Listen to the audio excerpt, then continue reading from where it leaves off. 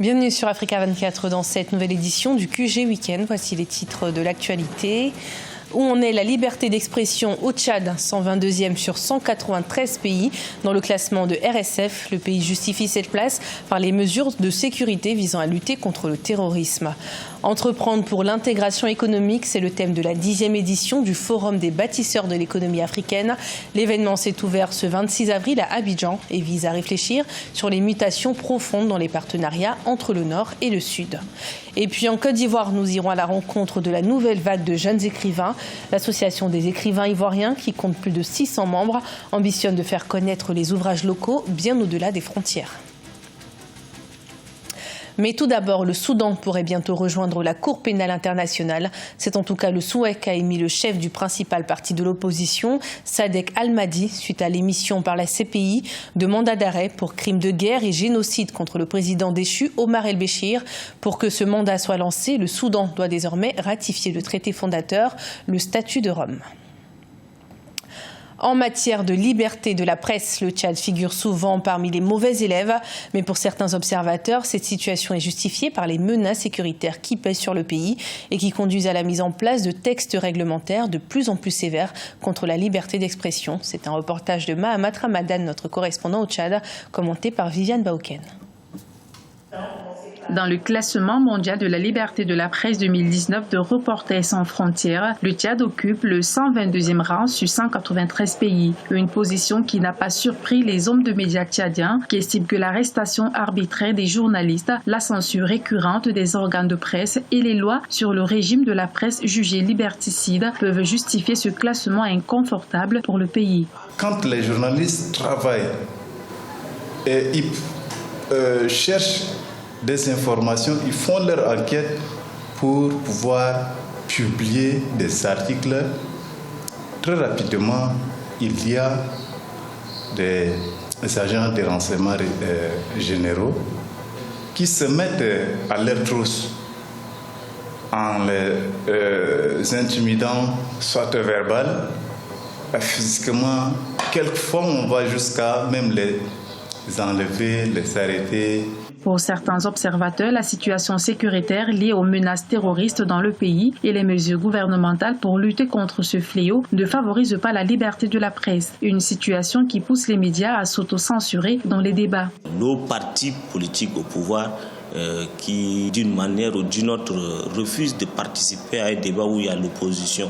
Et là, pour nous autres journalistes, reporters, nous qui sommes sur le terrain, trouvons comme une censure. Parce qu'ils ne veulent pas s'exprimer sur une situation donnée, ne veulent pas donner leur position. Des fois, vous êtes obligés pour des questions d'équilibre, obligés de suspendre ou d'annuler tout simplement l'émission. Selon certaines organisations de la presse, la plupart des journalistes manquent d'expérience dans le traitement des informations relatives à la situation sécuritaire et se versent sans le vouloir dans l'apologie du terrorisme qui est sévèrement puni par les lois.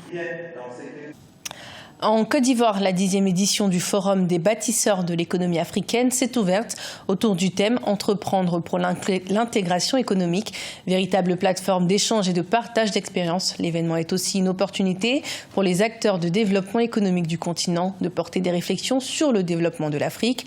Une cérémonie qui a également vu la distinction de plusieurs hommes et femmes d'affaires, dont la Camerounaise Madame Françoise Puenne.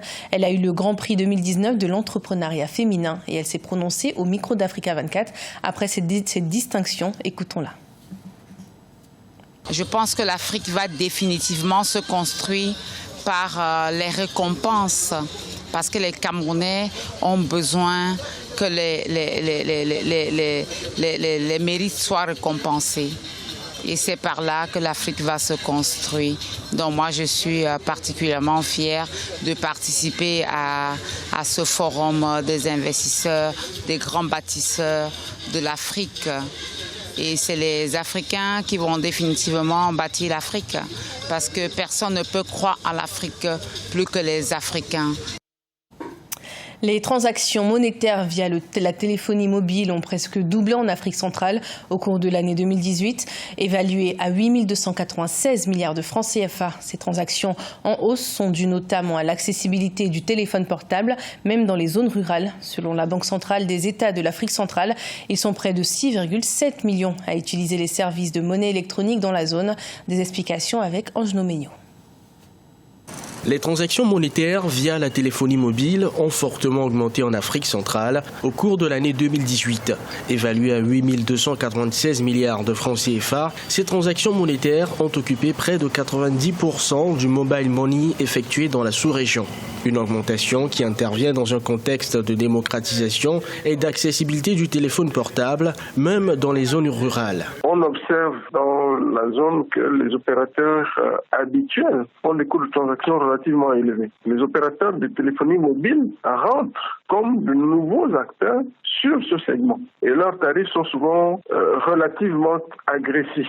C'est-à-dire que les coûts de transaction sont moindres. Les pays d'Afrique centrale restent toutefois confrontés à une très grande disparité dans la consommation de ces services de transaction. En Guinée équatoriale, l'activité de la seule banque autorisée BGFI Bank est très récente pour être prise en compte. Il y a d'abord la qualité des opérateurs. Leur capacité à l'innovation peut expliquer ces disparités. Il y a aussi des aspects qui tiennent plus au niveau des pays concernés. Parce que pour pouvoir faire des transactions, il faut avoir des revenus. En fonction du niveau de vie de ces pays-là, les opérateurs économiques vont offrir un certain nombre de prestations. Selon la Banque centrale des États de l'Afrique centrale, le nombre d'utilisateurs actifs de services de monnaie électronique se chiffre aujourd'hui à 6,7 millions de personnes. En 2017, les transactions par monnaie électronique ont connu une progression de 208% d'après l'institution sous-régionale.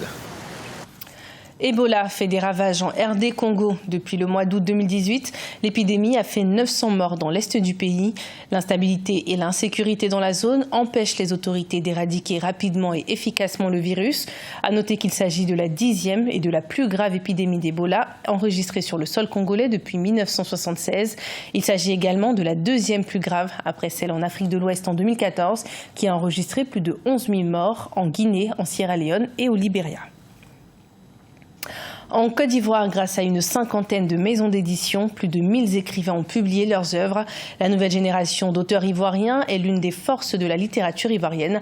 Aujourd'hui, l'association des écrivains du pays compte 600 membres dont l'objectif est d'imposer la littérature ivoirienne au-delà des frontières. C'est un reportage de notre correspondant Olive Adjakotan.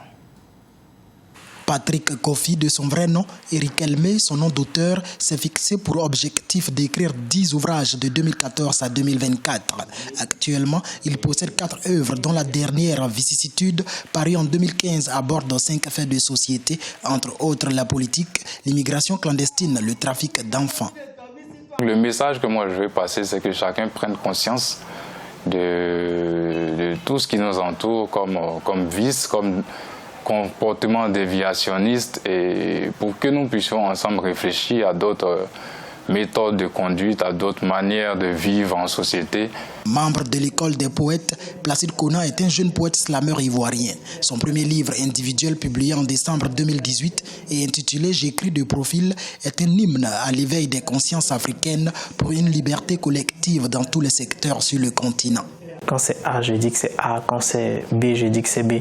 C'est en fait ce qui caractérise mon écriture, parce que quand je décide d'aborder un thème, quelles que soient les conséquences, quel que soit ce que ça peut créer comme choc, je le dis, et puis c'est une vérité. Et après, on se rend compte que les gens, ils ont besoin de ça. Une œuvre littéraire est publiée dans le pays chaque 2 semaines selon l'Association des écrivains de Côte d'Ivoire qui compte plus de 600 membres. Cette nouvelle génération d'auteurs prolifiques veut ainsi, par son dynamisme, maintenir haut le flambeau de la littérature ivoirienne dans le monde. Ce journal a été préparé par l'ensemble de la rédaction. Merci de votre fidélité. Retrouvez dans un instant une nouvelle édition de l'information sur Africa 24.